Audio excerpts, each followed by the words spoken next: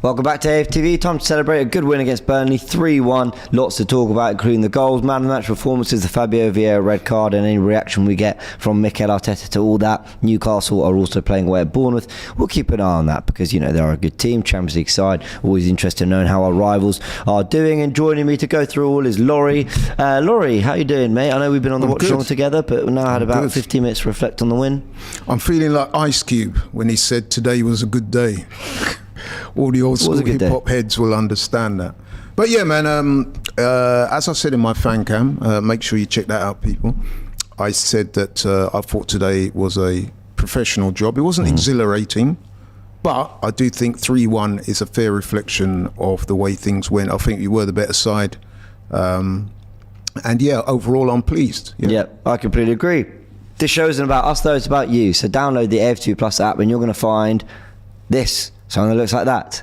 FANZONE on the app. It's really easy to do. Literally, you open the app and it's right there in front of you. You hit the button and you're into our virtual green room, and then we can have a little chat with you and get you on the show. We want to hear your thoughts. That's why we do it. Fan cams are running as well. They'll be coming out on the channel. So lots and lots of content covering this very win coming out on the channel as we go into an international break. Now, Laurie, this is 3 international breaks. We've had the third one coming up, and it's 3 in a row that Arsenal have gone into in the right manner, you know, beating Man United 3-1 with a late goal, beating Man City 1-0 with a late goal, and then beating Burnley fairly comprehensively. Just seeing Dominic Solanke going through on goal there against Newcastle. They're causing problems, Bournemouth.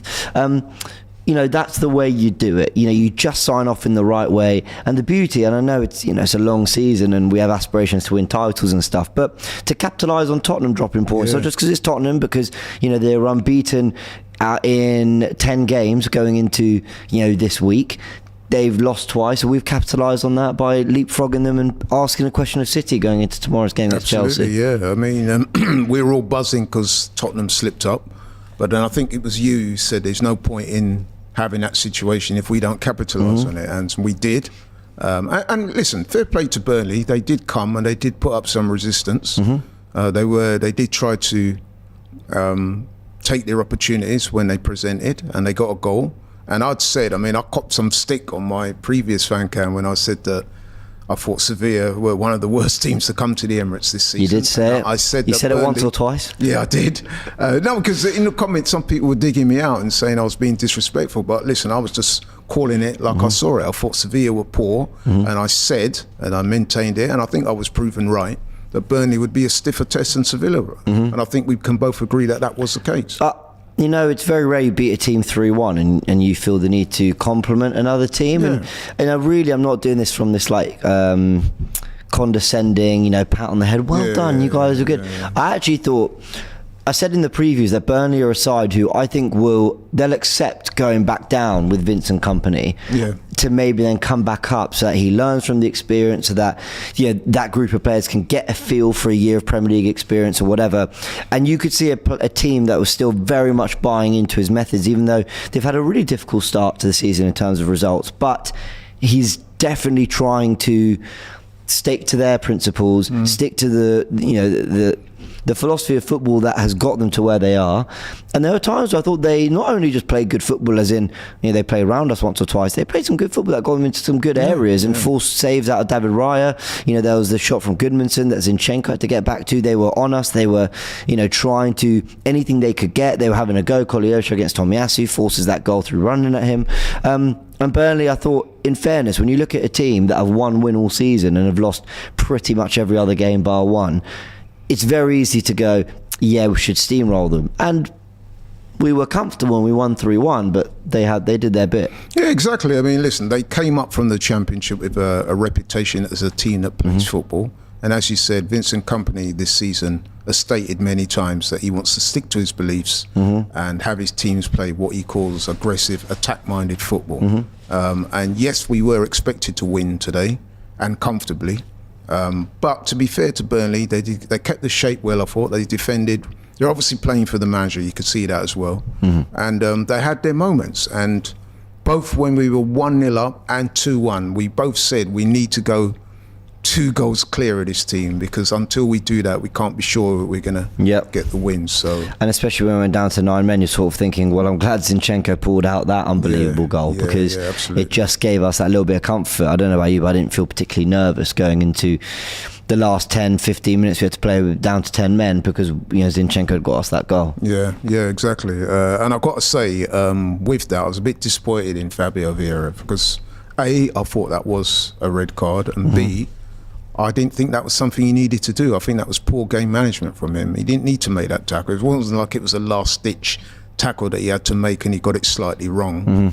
I think I put it down to lapse of concentration. Yeah. And if you notice that when Fabio Vieira was walking off the pitch, he looked towards the bench, and you could see Arteta just didn't want to look at him. No. So let's get the red card discourse out of the way. So I think I said it best on Twitter, funnily enough. I'm on the watch along in this show, and it's on bloody Twitter that I explained it best. But my thing is, if that's a red, I'm fine with it. Fine. I think it probably is. But referees just need to decide whether they are punishing actions or consequences. So is it the intent and what the player has done, regardless of what the end result is, or is it actually what you end up doing to a player that results in the red card or not? Where do you sit on that side of things? Well, my take on it is that A, it was a red card, and when I saw it back again, I was even more convinced of that. I mean, listen, Fabio Vieira is not the type of player that's going to want to go in and harm someone. He's not malicious in that way. So I get that. Some fans are saying, he's not that type of player, blah, blah, blah. There was not that much contact. But what people need to understand is that the rules around those red cards being given is to prevent tackles like that from being made, tackles that can break legs and put players out of action for weeks and months and stuff like that. So you've got to take that into account. Yes, you could say that he didn't catch him full on and say thereby it wasn't a leg breaker, but the rule is that they're trying to eradicate tackles like that, that are reckless and dangerous, and that was potentially reckless and dangerous. So I have no problem with him getting the red card. In fact, I've got more of a problem with Vieira doing that. There was no need for that. And now he's out for potentially 3 games, and we need him. You know what I mean? So that's disappointing. Yeah, so Jamie Carragher said about the Havertz and Guimaraes challenges. He said those challenges were strong yellows but not red. Havertz's challenge is stupid, but there's a little context. This is last week in the Arsenal-Newcastle game. Guimaraes, again, stupid, but it's not an elbow. The amount of red cards in the game is ruining spectacle. We try to have as much as we can. We have to try as much as we can to keep 11 men on the pitch. That was his main point. He obviously got some replies, to which he says, endangers safety. If he connects, then get him off. But he didn't. Now, he might argue, to be fair, that Vieira has actually caught the player anyway, so that would justify the red. But he's tried to pull out quite late. He's caught him, but not that much. Like, it's not like he's never going to injure him with that. I think I'd be very interested to know the people who think that red cards should be rarer in the game. You should have to. But Gary Neville was saying, the reason he thinks the Udogie red card is a red is because it's 2-footed, and I know Carragher's not talking about that one, but with the Udogie one, some people were saying, well, because he actually got the ball, even though it's 2-footed, it's kind of, we'll allow it. We just need to get this intent, and execution feels like a strong word. Well, for me, James, I think it's about reckless endangerment. If you the players know the rules. I mean, come on now. They know what they can and can't do. If you lunge like that with your foot in the air and then you catch a player like that, there's a good chance you're going to get sent off. Now, if he hadn't got a red card, I would say he got away with one today. You know what I mean? The fact that he got it, you can't argue with the referee's interpretation. I think the referees need to have almost a reset point at halfway in the season where they just go, get to 19 games, so everyone's played everyone, and then just say, right, let's clarify a few things. Red cards are for this. And I know some will say there's a rule book out there and they do that at the start of the season. There's a lot of confusion amongst all of us on the watch along, amongst fans, amongst media, whatever, about whether a red card, like I said, is about intentional result, whether penalties, handballs, is a handball. for example, handballs that lead to goal. Is it just the goal scorer has to handball it? What if there's a handball in the build-up? All these things have been chopped and changed so often. Handballs, is it about body, your arm being far from your body, or is it about natural position? We've confused so many rules. I'd like them just to come out, clarify a load of them and say whether you like it or not, this is how we're going to judge them, and then everyone can just have a little bit of a reset point. I feel like there's a lot of confusion, and you're seeing so many what's the word, contradicting decisions. Like Joe Willock, the ball, they couldn't tell 100% it was off with the goal that Newcastle scored, fine. But with the Rashford one against Brighton, they also couldn't tell it was 100% off, but they thought it was, so they chalked out the goal. Too many really contradicting decisions. But yeah, I would say there is a degree of subjectivity. But in terms of just going back to those sending offs we mentioned recently, so for me, Havertz, was that sending off? Yes, it was. Guimaraes, absolute. I mean, if you did that in the street, you get done for assault. You'd be nicked. And the one today, whilst I accept that you could make a case for Vieira not getting sending off, I've got to admit, if that was the reverse, let's imagine if that was the reverse. If that was one of the Burnley players had done that to Vieira, we would all be saying red card. 100%. And this is what I get somewhat irked when I talk to some Arsenal fans. I mean, me and Cecil got into it a little bit on the watch along. For me, that's a red card. Well, Cesar, just because it's an Arsenal player and you're saying, we know Fabio Vieira is not that type of guy. That don't matter. Well, Cesar with the super chat says, James, I sense a contradiction. You've often said players should be booked for reckless challenges, even if there is no contact. Players shouldn't suffer injury just for the aggressor to be disciplined. Cesar, no contradiction from me. I agree. That's why I'm asking for this consistency, because I think it is a red card, and I think ultimately you shouldn't have to hurt someone for it to be. So I agree that the Vieira ones are red, but don't look at some of the ones that Tottenham didn't get earlier in the week and say, well, no, they were right to stay on the pitch. If it's about intent and endangering people, then let's be consistent with it throughout. That's gone against us where other referees might have allowed it, but I agree that Michael Oliver made the right decision. I didn't complain about the watch long, and I won't now. I know we've got some callers waiting, but just quickly, if you look back at that game, I'm sure you'll see it on Match of the Day tonight. When Fabio Vieira gets sent off, you see him walking off, he looks towards the bench, and you can see that Arteta studiously avoiding him, and he gives him that little glare as he goes down the tunnel, as if to say, you've let the team down. Well, apparently there are some quotes from Mikel, which I'll try to drag out in a sec, but let's just first of all get some callers. We want to know your thoughts. Talking about the red card now, was it harsh? By the way, just because I think it's a red doesn't mean I'm like really mad at Vieira. Sometimes things just happen on a football pitch that you get wrong. I'm disappointed with him, James. I'm not angry at him. He tried to go for a ball. He tried to pull out. He pulled out a bit too late. He caught him. It's not the end of the world. No, it's not the end of the world. But what I'm saying is disappointing because now he's unavailable for the next 3 games. We could need him. I mean, okay, we do have replacements, but there's a school of thought out there that says he should be getting more game time. So I'm disappointed for him, if you see what I mean, because now he's going to miss those games, and it could mean that an even longer stay out of the team, because somebody could come in those 3 games and keep him out of the picture for a while after. So. Yeah. All right. Who's joining us to discuss the red card? How you doing? What's your name? Ollie? Did I just hear? Yeah. Ollie, lovely to meet you. Welcome back to. Well, is this your first time calling? Sorry. No, I've been on FANZONE a couple of times talking to Laurie. Yeah. Welcome back to FANZONE. The red card, where do you sit on it? Look, I mean, you literally took the words out of my mouth. It's what I was going to say is I'm just I'm not sure what they judge as reds in terms of like what we are giving reds for. Last week, Bruno should have been sent off well easily because for me, it's off the ball and it's dangerous and there is the only intention is malice, whereas with Vieira's it's an accidental thing that happens. So I just want to know what referees are giving reds for, whether it's for the intention, the intention and what happens afterwards, or whether it's the potential to hurt someone. Yeah, I that's my big thing. Now, the way I want the game judged, that's a red, and I'm fine with it. But I want our games to be judged the exact same way everyone else's games are judged, and that's what's frustrating. Yeah, but I think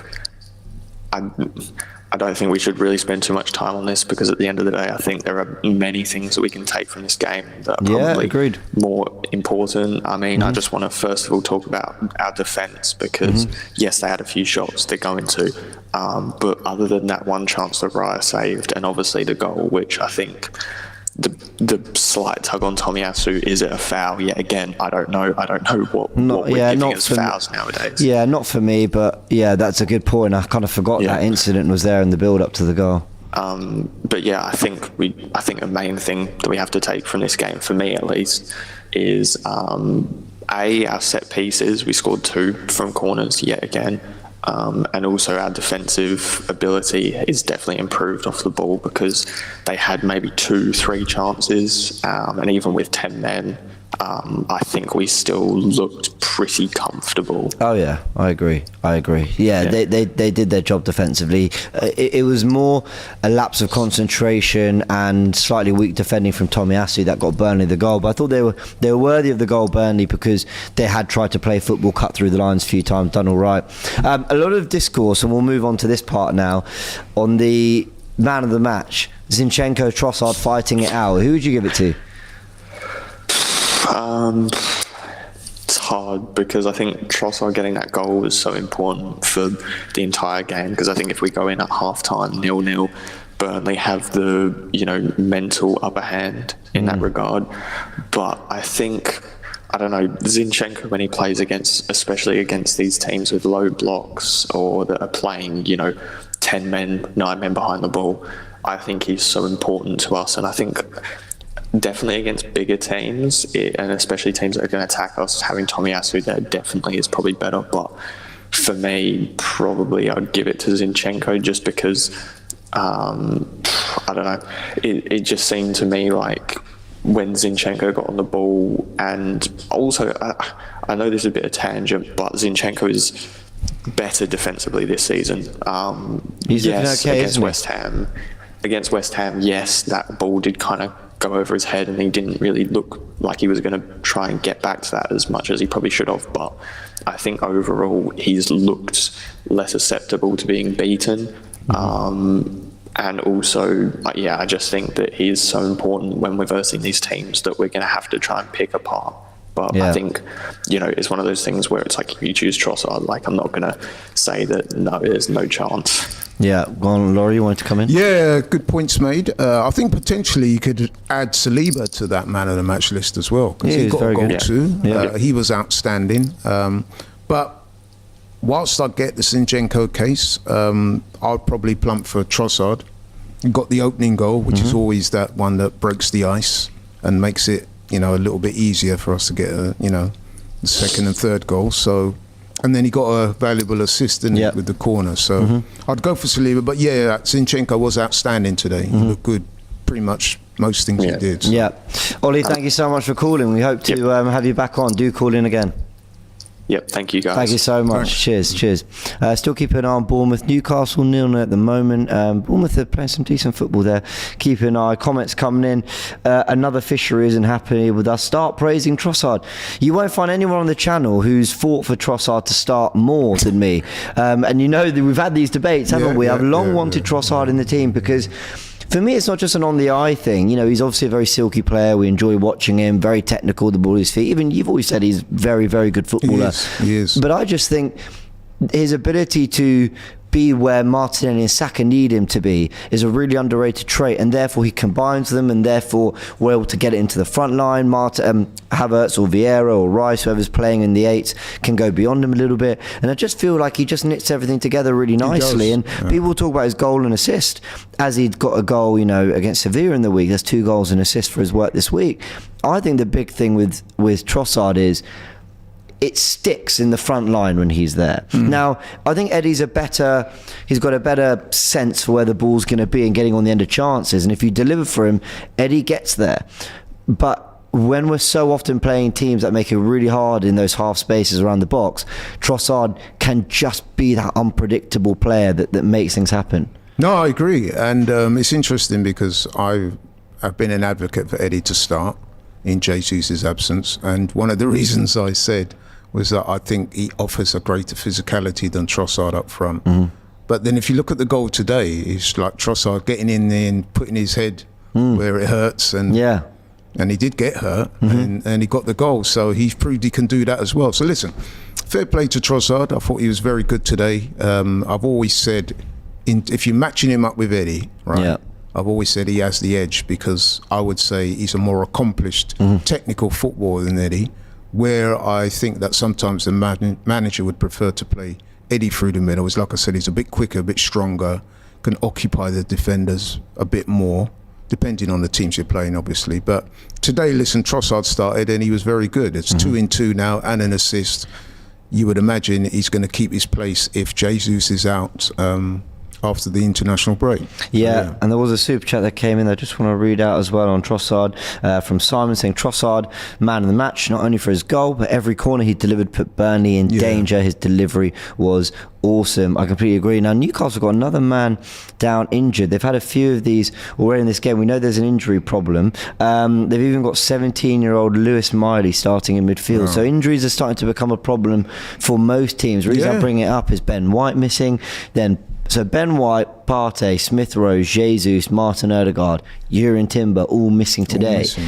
And you could argue that 4 of those, maybe 5 of those 6, all start in Arsenal's best 11. Exactly. And so that just shows you that there's, that we got depth, we can put out an 11 like that and still bring on Eddie, Nelson and Havertz. But that also, Vieira for Havertz. But that there is a problem like throughout the Premier League when it comes to injuries right now. I said to somebody the other day, I'd like to see the stats on the amount of injured clubs across the Premier League compared to this time last season. I'm sure it will be more. But even today, when Trossard, after he scored that goal and he seemed to go down heavily, I think he landed on his shoulder or whatever, or his arm. And he stayed down for a couple of minutes. I was really worried about that. And this is what I'm saying about the sending off, James. That's what so annoying for me, because now Vieira's going to be out for possibly 3 games. It will be 3 games. So, all right, let's get to our next caller and let's start talking about the goal scorers in a bit more detail. Steve, how you doing, mate? Yeah, not too bad. How you doing? Yeah, very, very good. Look, Arsenal have really done the business after a bad week last week. Just 2 very I was about to use the word boring. It's not boring. No drama games at home to just see us into the international break and capitalising on Tottenham's defeat. Yeah, absolutely. Really good sort of string of results from us the last couple of games. I was content with, I think, the performance today. I didn't think that we were fantastic, but I thought we controlled it well. I think the point that the previous caller made about the defence, I think this might be the best defence we've potentially had since the sort of early 2000s, in terms of they just don't give teams chances. And I think that it gives the forward line so much more confidence to think that, okay, we know that if we're not, perhaps it's not clicking, we're not creating chances, we know that the sort of back 5-6 players are covering us in that moment, which is great to see. Yeah, I wanted to get your thoughts, because I was actually just having a look as well for some Arteta quotes on it. I think if Kaya Kainak saying that Arteta's accepted the red card and said VAR was right. What did you said make? that? What did you? That's coming from Kaya Kainak, but I'm looking for more quotes as well to see what else he said about it. What do you think of the VAR red? Sorry. I think that it's harsh in the moment, although I do think that it probably is just about. My biggest frustration with it, though, is more about, it feels like, particularly with referees, the precedent of decisions seems to fall against us more often than against other teams. For example, if we look at the Udogie tackle against Chelsea, the 2-footed challenge where he got a yellow, for me, that's significantly worse than what Vieira just did today, and yet he gets a yellow. I know he eventually gets the sending off. And I just think that it's a red, but I'd like it to be not always us that the example gets made out of, because I think I think you've mentioned it a few times, the lack of consistency. I think that is fair, because Michael Oliver is the referee in today's game, in the Tottenham-Chelsea game, I believe. I'm pretty sure he was. I'll double check, but I'm pretty sure he was. And then the Arsenal-Man City game. And what I think's crazy is, it goes back to that intent thing. I know I sound like a broken record, but Kovacic high down the back of Ødegaard's ankle from behind. High and from behind is like, you cannot do that. You just can't do that. Survives and then also survives the next tackle. Udogie 2-footed. You can't do that. Survives that. And Vieira, which for me, it is a red, but it's like the least red of all three. Yeah. And he goes off. So I know what you mean. There is this feeling of like, why is the example? Like I agree with you. Like I agree that should be a red, but why are we the example? And I think you got a point there. I beg to differ. Sorry, mate. I know. But what do you disagree you're with there? right to. Yeah, I'll tell you exactly. You're right to say about consistency, because that's been an ongoing theme throughout. So absolutely, I agree with you on that. But this whole notion that we're being disproportionately punished, I don't agree with that. I didn't say that. Who said that? No, the caller did. The caller did. He said no, that. sometimes. Okay, sorry. And I can give you two quick examples. Havertz last week, he should have gone. Yeah, that's a straight red. Agreed. Right? And he stayed on the pitch. Eddie, a couple of weeks, and anybody who knows me knows I'm an advocate for Eddie. When he played Tottenham, I think it was, that was a straight red. Yeah, I agree, that was a red too. So, I guess what I'm saying is, we could sit here and argue that Arsenal have been adversely affected, but every club in the Premier League will tell you the similar things. I've spoken to fans from right across the broad spectrum of the Premier League, and they all say, "Oh, VAR, a couple of weeks ago we didn't get this, we didn't get that." It's happening to everybody. It's not just Arsenal. But hold on. I get why it sounds like we're saying. Jump in if I'm wrong here, Steve. But I know why the way we've said or I've said it. It sounds like we're saying it's an agenda thing. I'm not saying that. I'm just saying on a few occasions it's felt like we have been the example for the letter of the law, not on purpose, just by chance. Where in the past others that should have been better examples haven't been. I'll give you another one, Nicolas Pepe. I know this is going back a few years now, but when he got sent off for leaning into Alioski, and I always go back to that example, everyone always said, yeah, because you can't do that. You cannot lean with your head. It's classified a headbutt, and we're stamping that out completely. And I agreed with the red, and I got onto Pepe for it. I thought it was stupid. But then I see Bruno Guimaraes this, Romero kick out, and look, were they career-ending offences? No, like they weren't. Jorginho played on, the player Romero kicked was fine, but you're not allowed to do it. But what of the three that I've just mentioned is the least red, offensive, dangerous of the three? 100% the Pepe one. And I do just think that there have been a few occasions where I'm biased, so I'm looking at it from an Arsenal fan's perspective. I thought Man United could argue. Why are we the example with the shirt pull one? Why are we the example with the ball going off the pitch with Rashford? So they would argue it from their perspective that way. But all it comes down to is consistency. I don't believe in an agenda or anything like that. I really don't. I don't think conspiracy. No, it's just that the caller said it that. Seems like Arsenal. Go on, sorry, I've been arguing for you. You did say that, right? You said it seems like Arsenal always get. So you were implying heavily that we're disproportionately affected by refereeing decisions. And I just don't believe that to be the case, because I think we've been lucky as well at times. And listen, I'm not saying the standard of refereeing is what it should be, and I do accept your argument about consistency, but where I disagree with you and some of the other Arsenal fan base, and even the statement that Arsenal, I'm not happy with that. I think we should be just focusing on what we need to focus on, because everyone in the Premier League can point to decisions and say, look, we should have got this, we should have got that, we didn't get it, you're picking on us. That's how I feel. No, that I agree with you on. Like, I don't feel that Arsenal are disproportionately targeted compared to, say, the other top six sides, because I don't think that's true. I think that anyone that tries to suggest there's an agenda against us, I think is looking for something that, to be honest, I don't think is there. I think the fact that we've got through the game fairly comfortably, even with 10 men, I think means that it's not really worth dwelling on for a prolonged period of time. I think that's the long and short of it, really. I'd like it if just there was more consistency across the board. I understand why you felt that way. That's all I'm trying to say. That's why when you made that point, I wanted to build on that, because I do agree. It's felt like, really? But when you look at that and that, listen, people say it the other way. Just very quickly, sorry, your man of the match, Zinny was one of them. Trossard, who'd you give it to? I think for me, it's got to be Saliba. I think Zinchenko was fantastic today, and Trossard obviously, but you saw when he was out of the side for a period of time, just the lack of security at the back that there was. And I think having him in there automatically gives us the platform. I think he's probably one of a small handful of defenders in the league that opposition players actually don't enjoy going up against, and I think I'm starting to borderline fear. So yeah, I think it has to go to him. But yeah, plenty of honourable mentions as well. I'd said because everybody, the obvious choices would be Trossard and Zinchenko, but yeah, I asked for Saliba to be added to that list for those same reasons that you gave there. And I've said on many occasions, I think we've got the best centre-back pairing in the league right now.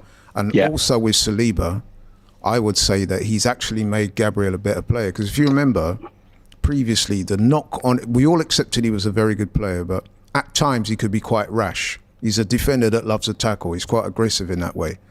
But I think playing alongside Saliba's almost assumed the leadership role of those two guys. And I think that Gabriel's looking at the way he plays and is modifying his approach accordingly. So he's not as rash as he once was before. And I think that a lot of that's probably down to an interesting point. Steve, thank you so much for calling. Sorry we were talking loads during your section, but you raised a really good debate, mate. So thank you for joining. No, thanks, guys. Thanks for having me. Yeah. Please call back. Thanks. Absolutely. Always great to hear from Steve. Let's get our next caller. How you doing? Liam, is it? Sorry? Yeah, how you doing, man? Yeah, good, man. Welcome. Have we met before? I'm not 100% sure. Maybe you've spoken to Laurie before, but welcome to FANZONE if it's your first time. Yeah, no, I've spoke to Laurie before. I never spoke to you. I've seen you a couple of times outside the game before, but no, I never called in. Fair enough. After a few wins, I hope it was, or maybe? Yeah, after a win and a loss. So, yeah, we're not too bad. This is another win, so we'll go for, mainly wins. And a comfortable win, wasn't it? I mean, Arsenal, like, they found a good habit, which is actually not blowing us away whilst actually racking up quite a few goals. I thought that was true of Bournemouth away, for example. We weren't scintillating 4-0. Like, Arsenal are doing quite well in that department. Yeah, it was a bit like, I thought it was going to be a lot easier. And then obviously we got the first goal. We controlled the game pretty much the whole way through, but obviously when they go and get their first goal, you're just a bit edgy, aren't you? 1-1. We can't have a draw. We couldn't do with a draw there. A draw would have been such a bad result. But especially I think after Spurs slipping up. 100%. Yeah. Oh, do you know what? That absolutely made my day. I was in the garden. I've been working, and it just come through. Oh, they've equalised. Oh, they've gone 2-1 down. Oh, I'll tell you what, it makes your day, doesn't it? You know what? Just very quickly, sorry to interrupt your flow. The noise that we made in his studio, I think it's fair to say, for Wolves' second goal was probably louder than the ones that accompanied our goals. It was, so you're right. If we don't go on and finish things, then all of a sudden, it's not the same thing, is it? 100%. And I like the way that everyone chipped in. I just thought Saliba, I can't go on about this guy, how good he is. Honestly, I keep telling all my friends, he's all right. I said, this guy is in the top 5 centre-backs in the world. He's so classy. It just because he's not like, us Arsenal fans, we watch him every week, so we see what he's about. But he's a solid 7, 8 out of 10 every week. And like you said before, he makes Gabriel so much better. Gabriel before, he can have his moments, but I just feel like when them two are at partnership at the back, it doesn't matter who you bring in, Zinchenko, Tomiyasu, Kivior, whoever you put on the left or the right of them two, I just think, for once, don't you feel like we've actually got a defence which is solid? Like we've had for so many years, we've had so many players coming in and out, and we've tried so many. We've actually now got such a solid base, and you can see in our performances that once you've got that solid back four, and obviously the goalkeeper, I don't want to start with that, but it just makes everything so much easier. Well, you know what I thought? There are a few moments where we were praising Burnley earlier on the show for taking it to us and trying to play football, trying to play through the lines. There are a few moments where they got in behind, or their wingers running out of fullbacks, and what I was sort of sitting there noting, and look, there's other games where we probably noticed this more, like City and other games, but the pace and power of our defenders, you know, even if you do get in front of Saliba for a second, even if you do get the beating of him, he'll get back. Yeah, he makes that recovery. You've got to do a lot to get past them. It's not, you don't have to get past them once, you have to beat them twice, 3 times to really get away, and they don't allow that.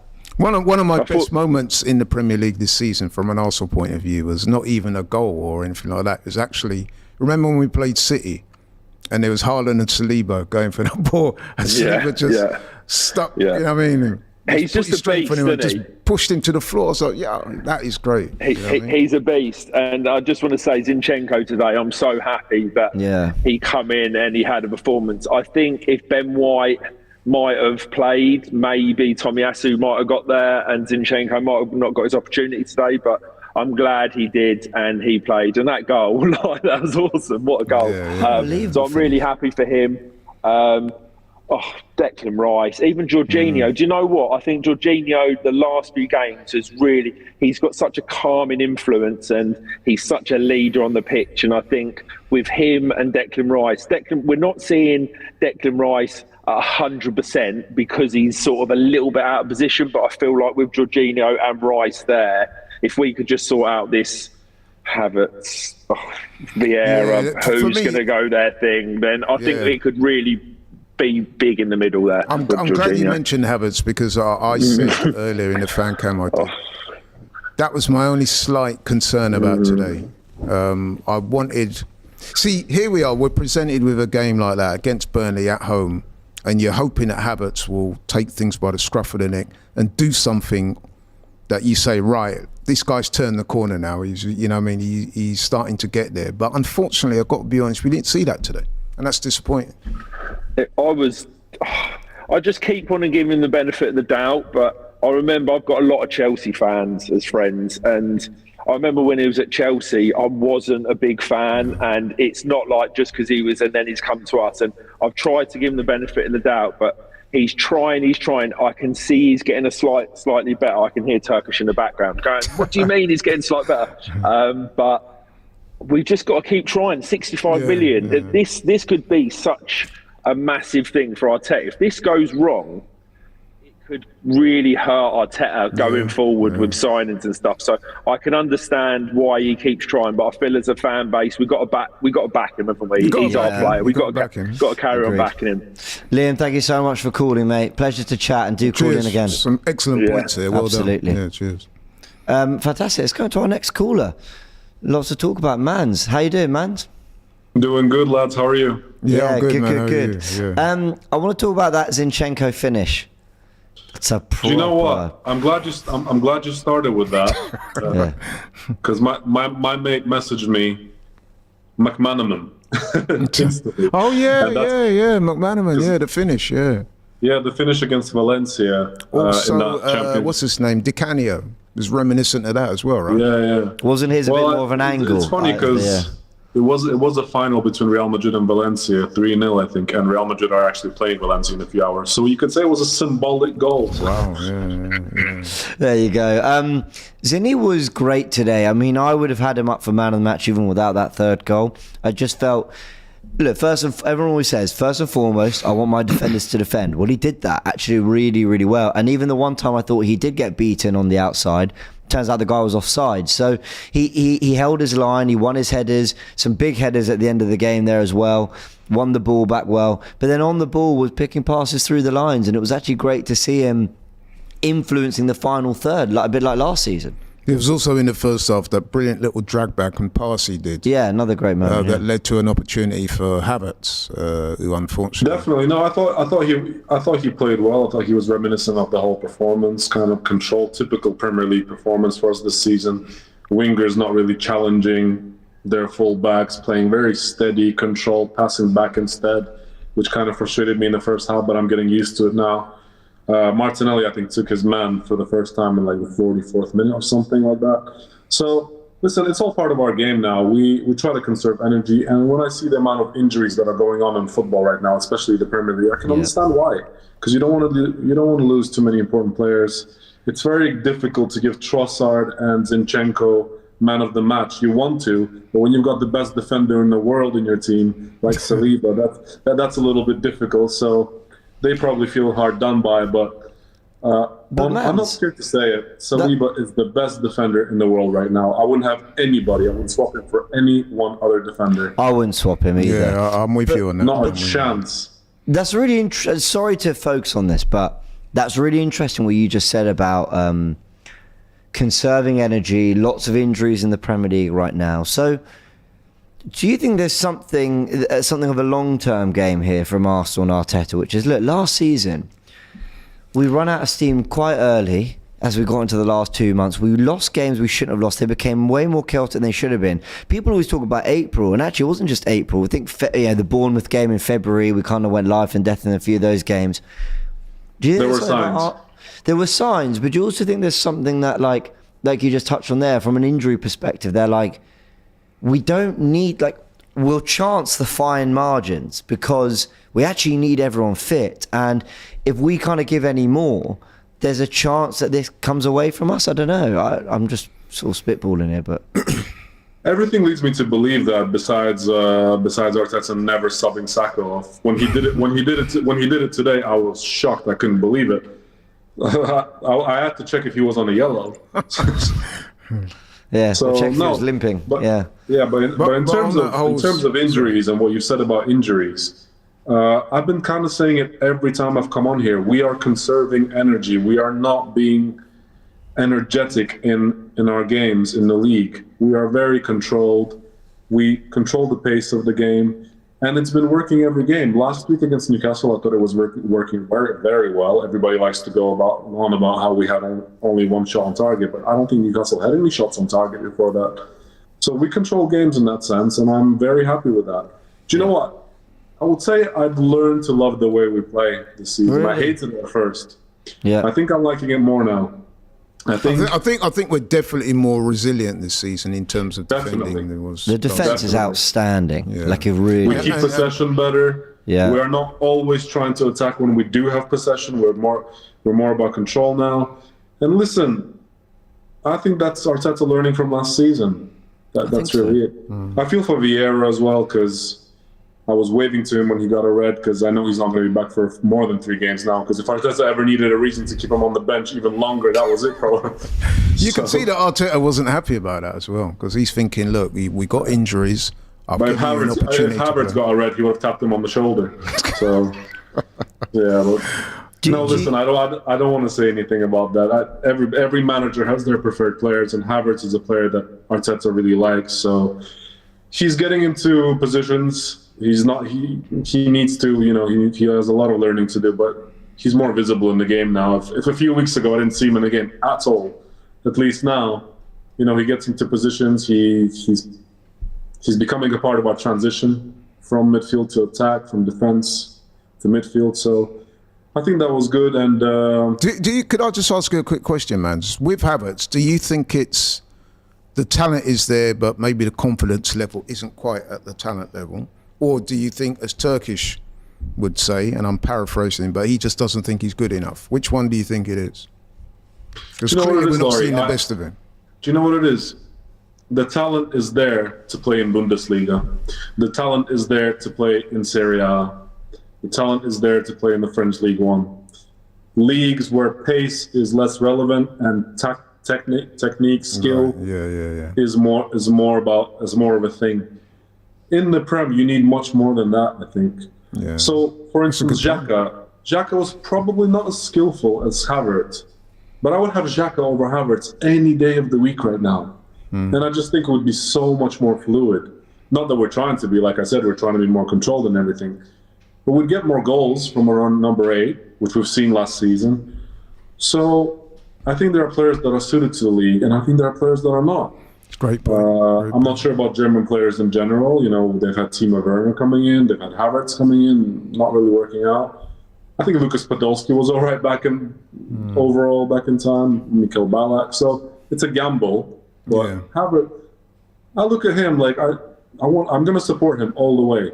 But I don't think Kai Havertz is going to become what Mikel Arteta thinks he's going to become. I feel sorry for him today because he missed 2 big chances. I think 2 or 1. There's one big chance with the header, and there was another moment he had that was a bit like, I can't remember what it was. It was the pass to Trossard that was behind him. Yeah. But I actually was just before. I mean, we're talking 5 seconds before that pass was made. I was saying, look, is he playing at a stellar level? No, but he doesn't look any worse than other players right now. I thought he was getting the ball in sort of tight areas and trying to pass, and like he was trying to make things happen that wasn't quite happening. Some people might say no, he was actually being quite shy on the ball and not sort of taking risks.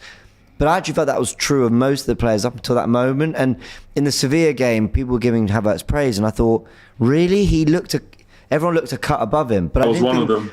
Yeah, but I didn't think today that was true until he then messed up the chance in the pass, and I thought, oh, okay. Well, even for our first goal, I saw Saka jumping really high to get that header so that he could pass it to Trossard, and I was like, we've got a very tall player in there right next to him, and he's not even bothering to jump. Well, yeah. I don't want to pick on absolutely everything he does. No, of course. I don't even pay attention to him that much. When we play the way we play, I pay attention to other players, and we haven't lost, so he's not part of a loss. He's part of a winning team. Yeah. And if he's not bothering us, I'd love to get Mikel in a room and say to him, oh, me too. and just ask, like, you're playing him every week, and I'm just curious why. Now, he might go, well, Odegaard's injured, and what's Vieira done?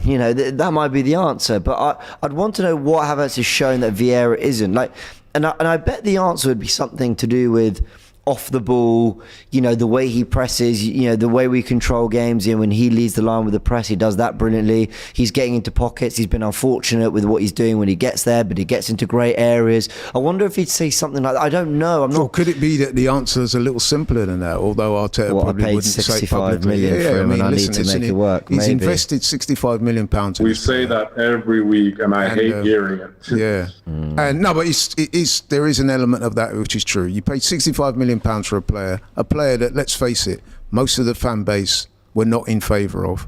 So there's an element of trying to prove people wrong and say, look, this is why I bought this guy. Look, this is what he does. But at the moment, if we're being honest, I don't think Arteta can really convince the fans that the signing has been successful. Not yet, anyway. I'll tell you what, I'd like to get Arteta and Vieira in the room and ask what happened between you two. Honest to God. Mans, thank you so much for calling. Always Appreciate a pleasure, guys. Always a pleasure. And Tottenham get battered everywhere they go.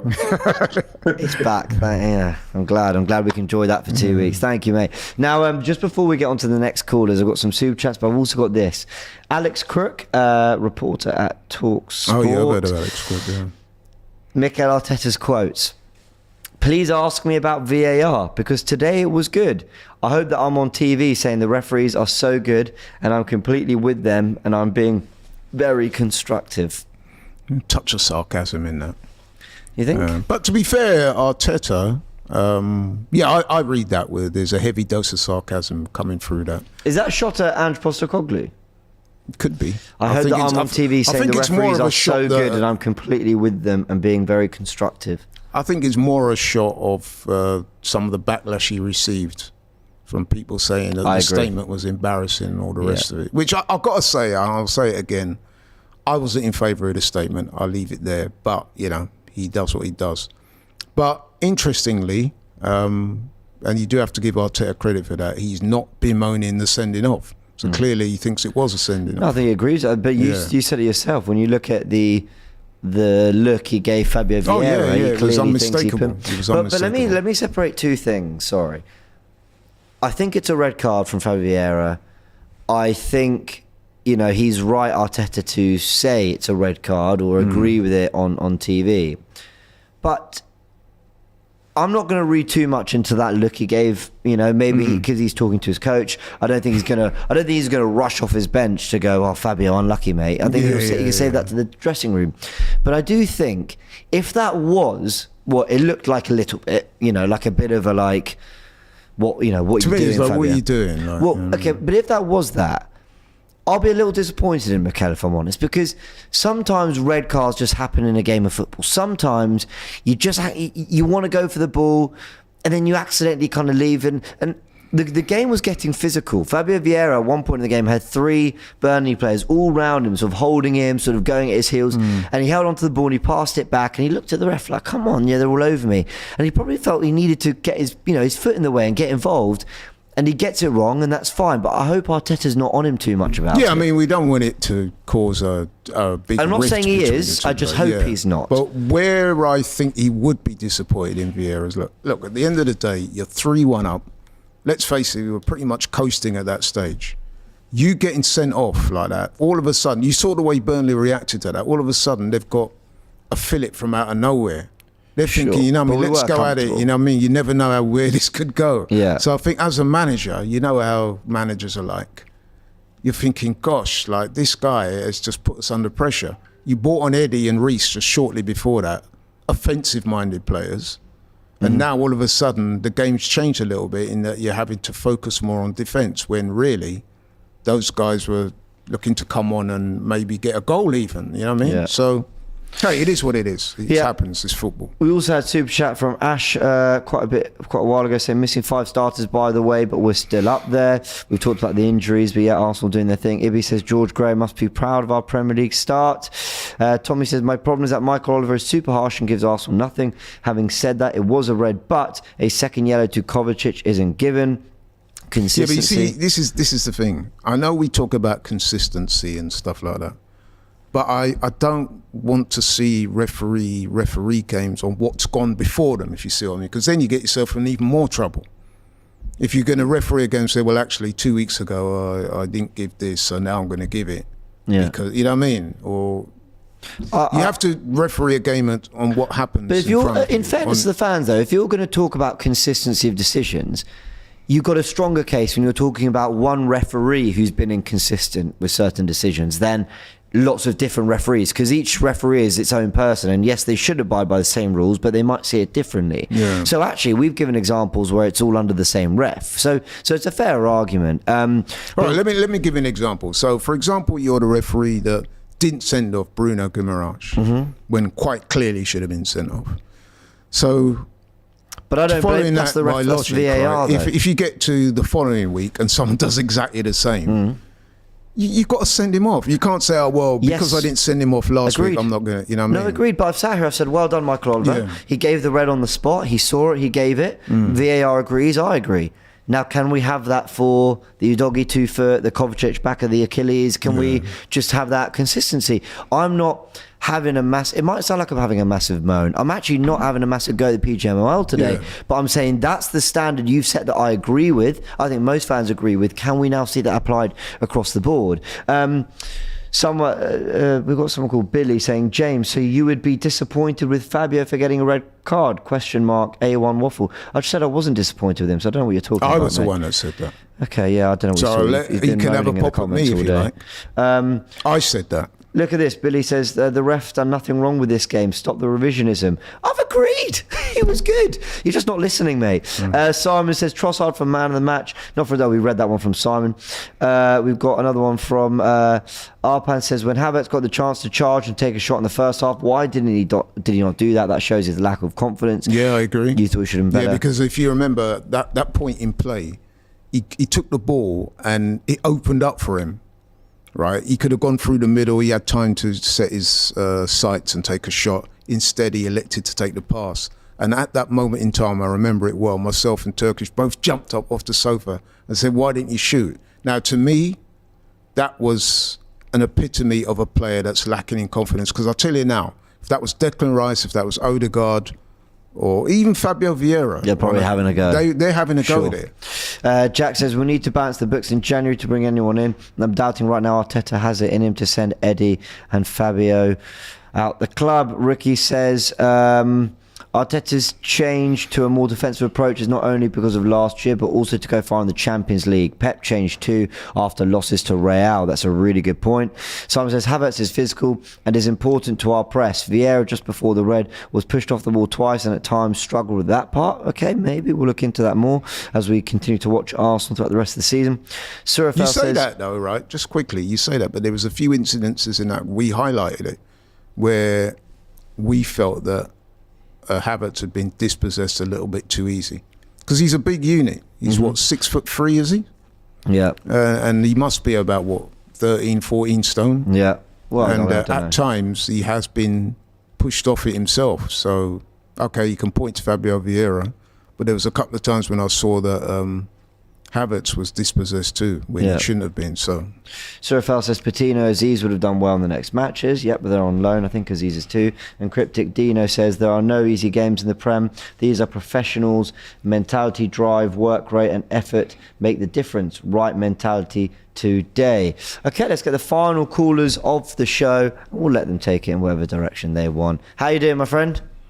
Really good, guys. You're in a different Okay. set every time you call. Where are you now? I know, I'm just moving around, man. Enjoying life. Fair play. Fair enough. Okay, so I got one for you about different ways of inspiring fear.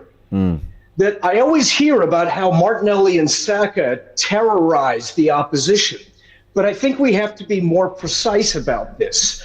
That I'm afraid of Man City the way I'm afraid of the Texas Chainsaw Massacre.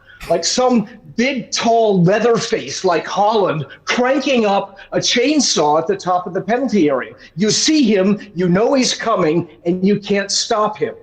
When we play Spurs, I'm afraid of Son the way I'm afraid of Jack Nicholson in The Shining. Like he's going to hack his way into the penalty area. Here's Johnny, you know.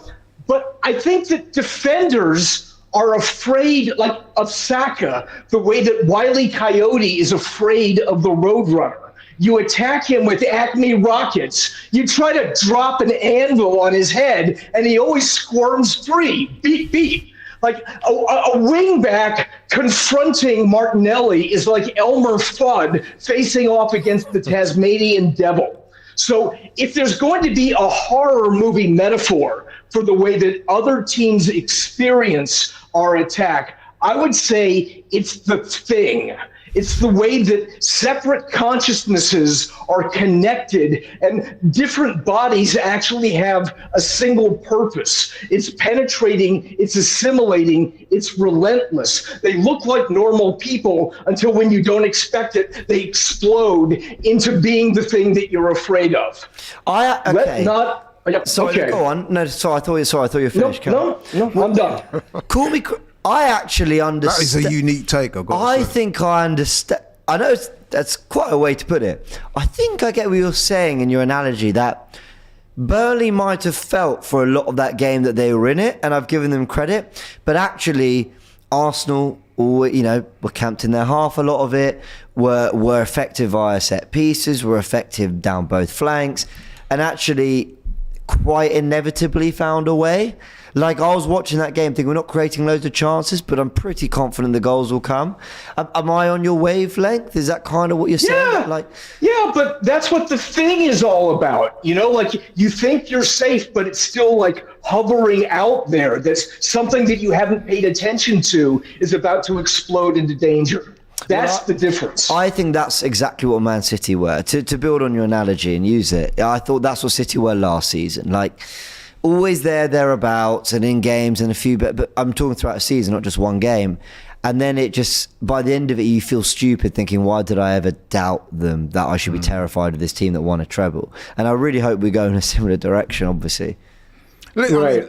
My take on it is that we got the win, and like I said, I thought the scoreline is an accurate reflection of what took place on the pitch.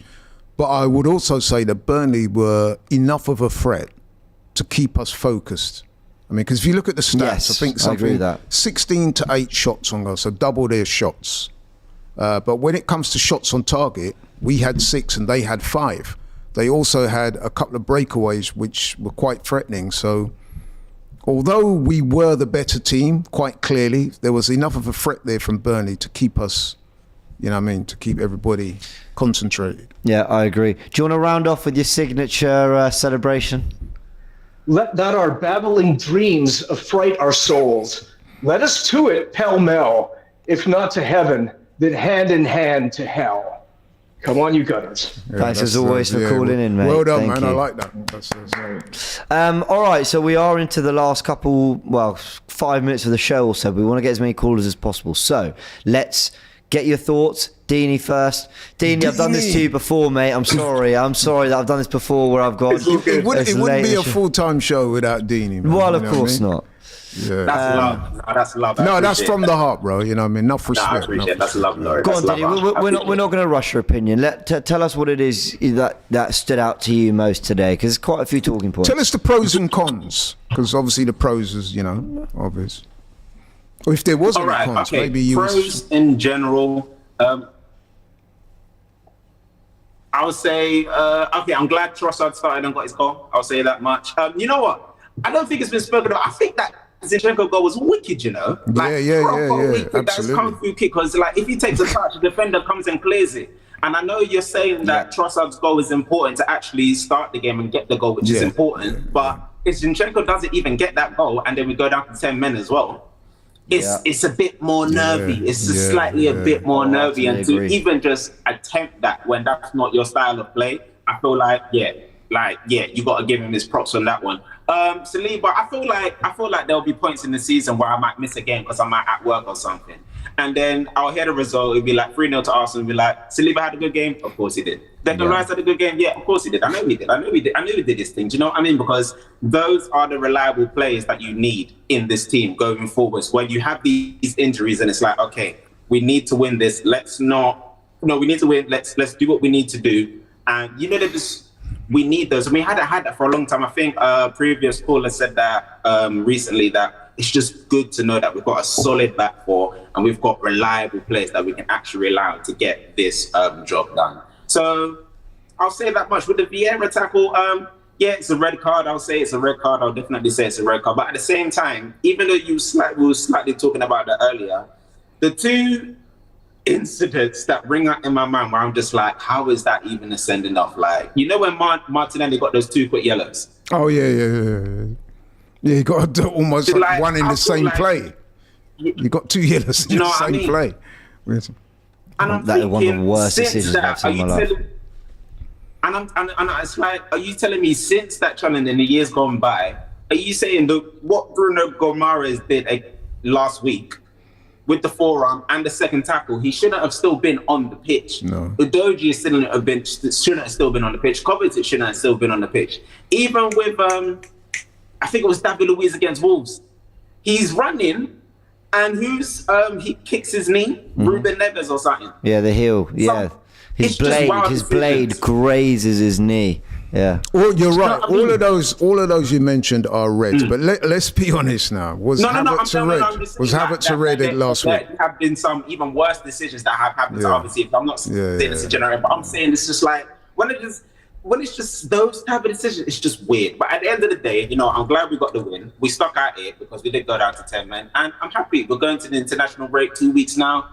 Get to chill. Tottenham get battered everywhere they go. I'm happy. Do you know what it is? Yeah, I'll ask this one question. Who's funnier to watch when their team actually capitulates? Expressions or Saeed? Because there have been some glorious moments this week that we can just live on for the next couple of weeks. I'm telling you, it's beautiful right now. Beautiful. I'll say that much. Well, listen, I think Tottenham have looked really good this season. For 2 back-to-back defeats, sign me up. I'm delighted with that. And but you know what it is with Tottenham as well, right? Is they had... Okay, listen, Hans come in, taken over. They're playing well. Yeah. You know what I mean? You can't deny that. But I did think that there was a level of arrogance coming out of that side of North London that I found a little bit hard to take, because even though they'd been playing well, they had enjoyed a fair amount of luck, let's be honest. And they were going on like, you even had people like Jamie O'Hara saying they're going to win the league and why can't we win it? I thought, it's far too early. So those 2 defeats in a week have kind of said, listen, man, just chill. Yeah, rein it in. This is big boy and team. Even coming off the season they just had last year, it's like, relax. Yeah, relax. Man. You know what I mean? There's a long way to go. Yeah. Last question, you relaxing about Arsenal or? I'm relaxed right now. I'm relaxed. Yeah. It's game week. What game week is it?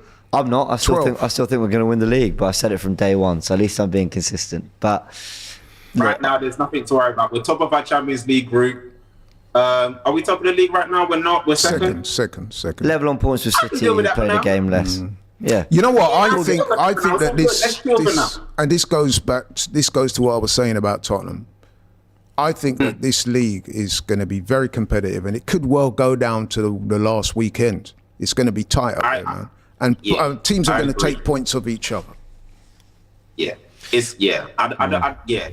it was the transfer window. I don't know. Maybe teams are just trying different things now, but it's going to be. I'm going to be honest. I would still say that City probably have the edge, but I think that teams like ourselves, Liverpool, and even Tottenham, even Newcastle, they're going to have something to say in this title. Yeah, agreed. In the way it goes. Deanie, thank you for calling as always, mate. Respect, love. You lot take care. Enjoy your weekend. See you soon, mate. Big up, bro. Nice one. Yeah. And our final caller of the day. Hey, how you doing, Ryan? You good? He's there. Yeah, big up James and Laurie, man. Yeah, man. Oh, what a difference a week makes, man. I was gonna say you were saying Arteta out. You were. Was he saying? Listen, I can't. I mean, listen, I can't lie. I still stand by my statement. Can I just ask quickly, because I never heard you say that. Why? Just be very brief, though. Why was you saying that? For me, it's not just based on last weekend's result against Newcastle. For me, it's a conundrum of things, Laurie. For me, I don't like that it's the fact of his ability to throw away cup competitions. It's his in-game, his player, his man management, him not being proactive when the pressure's really on. I've seen us throw away top 4. We bottled the league last season. And for me, we've thrown away Europa League.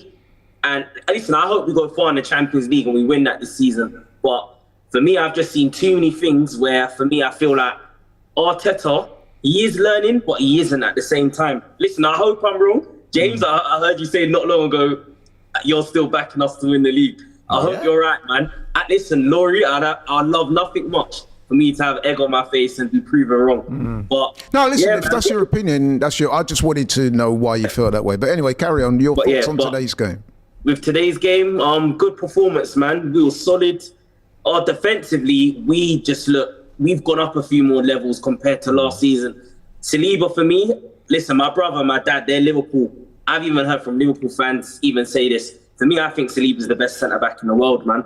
For me, he is a colossus. We actually have 2 monsters in our centre-back pairing since we had Toure and Gallas, I'd say. Yeah. And for me, when I look at even Tomiyasu alongside them and Zinchenko, as long as them two are playing well and Ben White or Tomiyasu, whoever is at right back, we just nullify teams from coming in behind us and creating a lot of chances.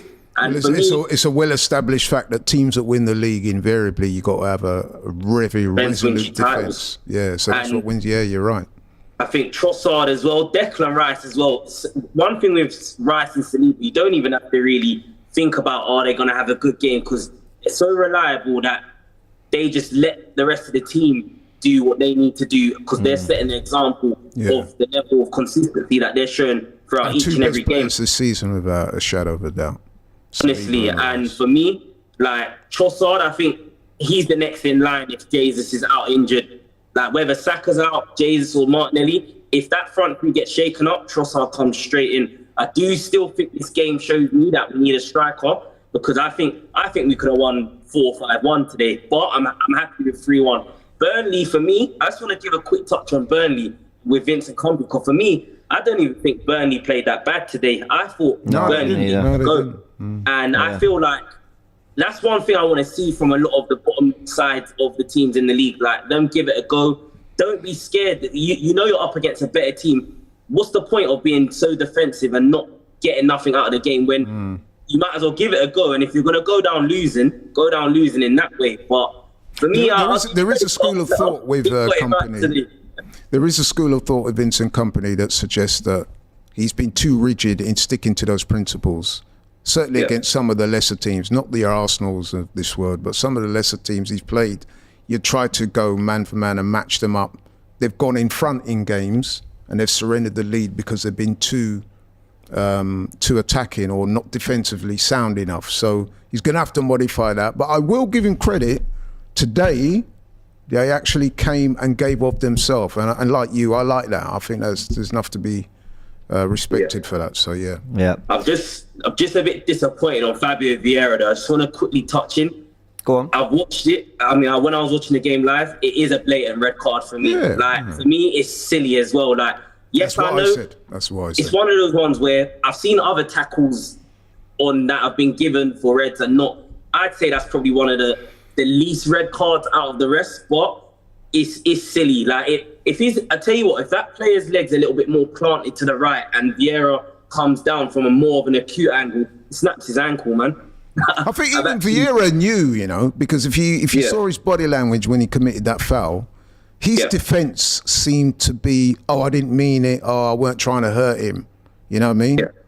But he knew that was a bad tackle. And of course, you saw... I just hope Arteta doesn't look at this and think, yes, Havertz is in the line, but luckily our next 3 fixtures after the internationals is Brentford, away, Wolves at home, and Luton away. Those are 3 fixtures that I think we will be able to get out without having Fabio Vieira there. But we do need the injuries we have right now. That's what's worrying. Let me just say one thing. I found myself getting wound up. I've just reined it in mentally.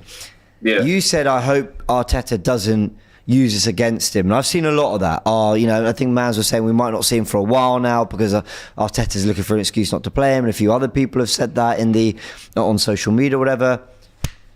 If that is what he does with Fabio Vieira after this red card, which we don't see him as much, and listen, we don't know. We will see in the coming games and weeks or whatever. But if that is the approach he takes, as much as he has to have a look at Fabio, he has to have a look at himself as well, because he signed him and he spent 35 million on him. That was last summer when we needed depth for Bukayo Saka. He didn't always trust Fabio Vieira, and then he's played him on the left, he's played him on the right of a midfield 3, he's played him out on the right wing, he's played him as a false 9, and now you're doing it with Kai Havertz, and that doesn't seem to be working. So if I don't see Fabio Vieira given the chances I believe his talent deserves, I will 100% acknowledge that Mikel will know what he's doing, and I'll understand that. But have the energy with yourself as much as with the player. James, you brought him into the club. James, I'm glad you've just mentioned that point, because this is the same point that I've been saying to a couple of my Arsenal, my friends and in my group chats as well. He's also, a lot of Arsenal fans are forgetting that he's also invested a lot of money in Fabio Vieira. We bought him for what, 34 million? 35 million, yeah. Yeah, literally. So it's like, the same energy that he holds for Havertz and other players that he signed, I still expect to see Vieira come in once his 3-game ban is done. But it's one of those ones where this is where, for me, sometimes Mikel Arteta contradicts himself at times. He will have 2 or 3 different rules for one player and then another rule for another player. And for me, I just want consistency. A bit like how we talk about VAR and decisions right now, man. Could I just say something on that point? Obviously, if he does hold it against him in that way, that wouldn't be right, yeah? Yeah. And I would like to think he wouldn't do that. But on the other hand we got to be honest, he got himself needlessly sent off today. Now, if somebody comes in those 3 games and takes that opportunity going forward, then that's Fabio Vieira's fault. Then that's a different. I agree. Yeah. But when I'm seeing players that aren't in form, and they seem to get more of a chance than others. Look how I've had to wrestle for Trossard in the team, and look how well he's doing. Right, we've got to leave it there. But thank you for calling, big up mate. though, you guys, man. Tottenham losing lesson. Great day. Good day. We've gone above them, and now we focus on building on that. Laurie, big thanks for joining. No problem. Going to round it off there. Arsenal beat Burnley 3-1, and apparently Bournemouth have just taken the lead against Newcastle. That's good for Arsenal as well. Sky app is slightly behind here, but that is definitely good for Arsenal. Is Newcastle good team, and we don't want them to get too much momentum and start climbing that table.